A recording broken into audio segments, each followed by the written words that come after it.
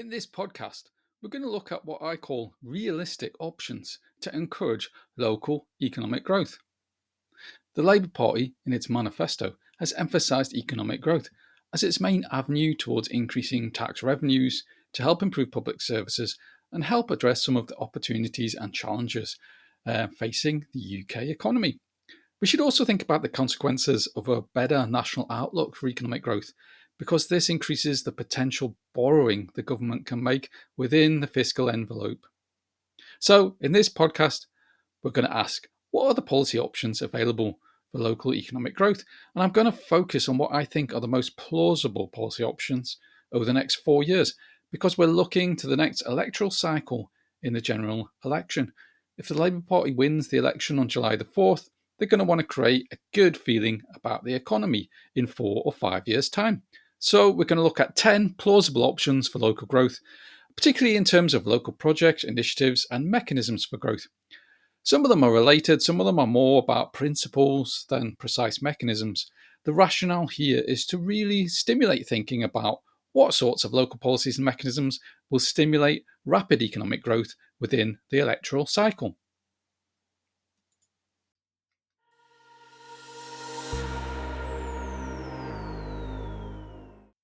Option 1 is to set out clear objectives with local plans and a decent national funding allocation for 5 years for local economic growth. What this does is it assures the private sector and gives businesses some stability and some understanding of what's going to happen and what's going to be delivered, and it creates a stable platform for investment.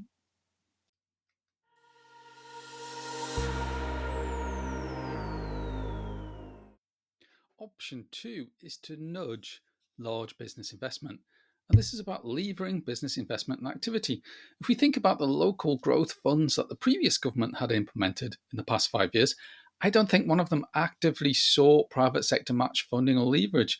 And this was definitely not a part of the appraisal process. And for me, a veteran of 30 years of urban regeneration and regional economic development, I found this highly unusual. Surely the best economic opportunities are the ones which lever big amounts of private sector co investment and job creation. So the implications are that you will need to demonstrate business involvement, co investment, and a strong business and commercial case.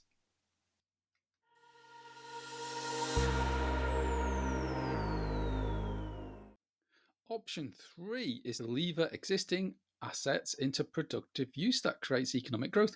This is about asking the questions about your proposed projects and investments, such as how will the repair or upgrade of existing transport infrastructure lever in value and growth from existing assets, such as employment and housing sites. So we're talking about assets that have underused economic potential. And you're going to need sites to really unlock these growth funds for these capital projects. The sites need to be ready for development within 2 years and in occupation within 4 years.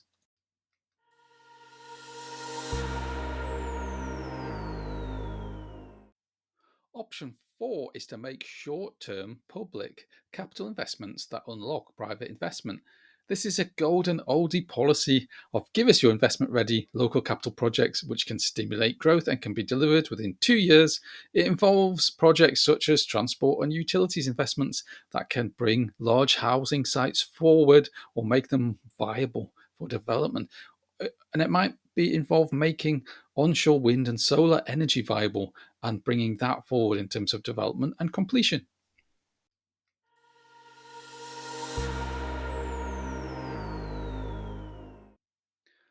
Option 5 is to use and direct public investment to increase demand.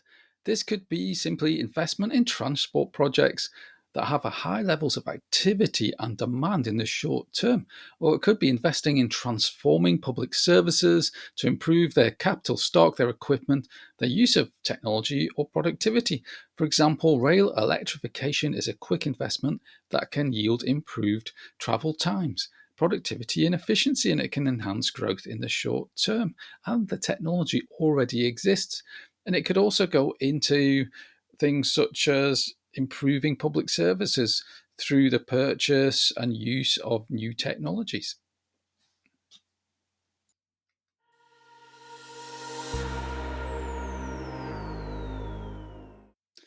Option six is to activate the easier sources of international demand. For example, this could include foreign students. They're an easy source of international demand and export revenues, and we could create a more stable and attractive environment for foreign students. Another easy source is foreign direct investment and attracting international investors. And this could be in businesses and commercial activities, but it can also be about attracting foreign investment in housing, infrastructure, and transport.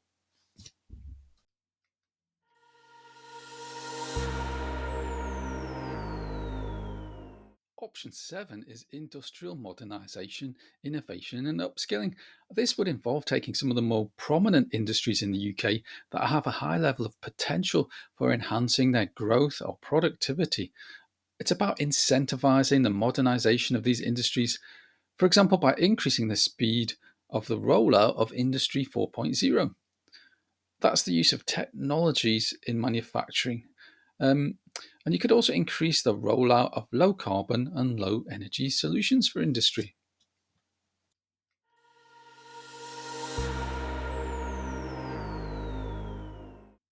Option 8 is employability initiatives and incentives for hiring and training workers.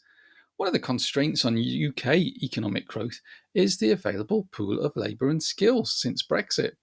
Increasing the size and quality of the workforce in an era of growth and buoyant labour demand will both help fuel economic growth and help spread the benefits. So we can expect to see major short term initiatives, such as those resembling the 12-week skills boot camps that we've had in recent years. We're more likely to see shorter term programs that closely involve employers and FE colleges, and they have a short turnaround in engaging and upskilling workers.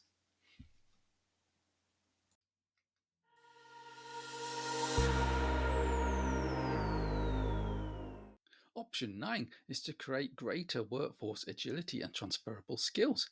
Now, we've seen such a lot of emphasis on public capital investment in the past 30 years. But what about human capital? I think that human capital has more resilience and is more adaptable to the change in market conditions, economies, and technologies than physical capital is able to. If you look at the rise in computing, the internet, mobile phones, and technologies, we've managed to keep abreast of this and keep employment high in our economy. So I think we've seen regeneration projects that are physical projects that have actually are now redundant. Whereas if we invest more in human capital, we're likely to see greater agility, greater transferable skills, and more resilience.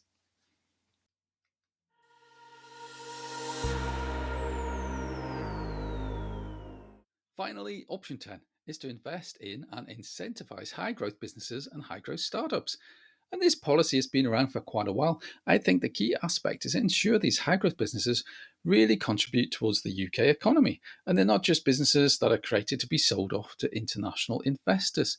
So I think there needs to be some policy development and innovation in policy and practice to help growth businesses, but genuinely make sure they contribute to the UK economy.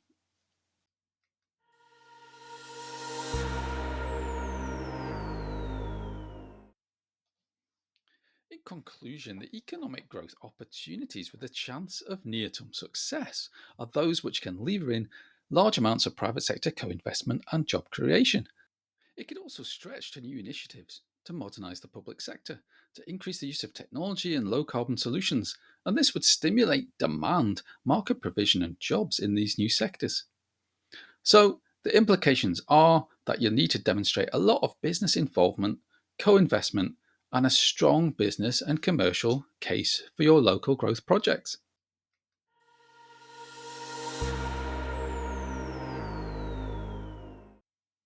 The future doesn't look so unfamiliar. We're used to these kinds of projects. It's worth asking how we could scale up this approach or how approaches could be improved or done differently. I hope this has given you some food for thought and stimulated your thinking about local growth. Hopefully, there'll be other funding available for the much needed delivery and challenges such as inclusion, inequalities, and climate change. Good luck with the new government next week, and remember, you can contact me if you need some advice.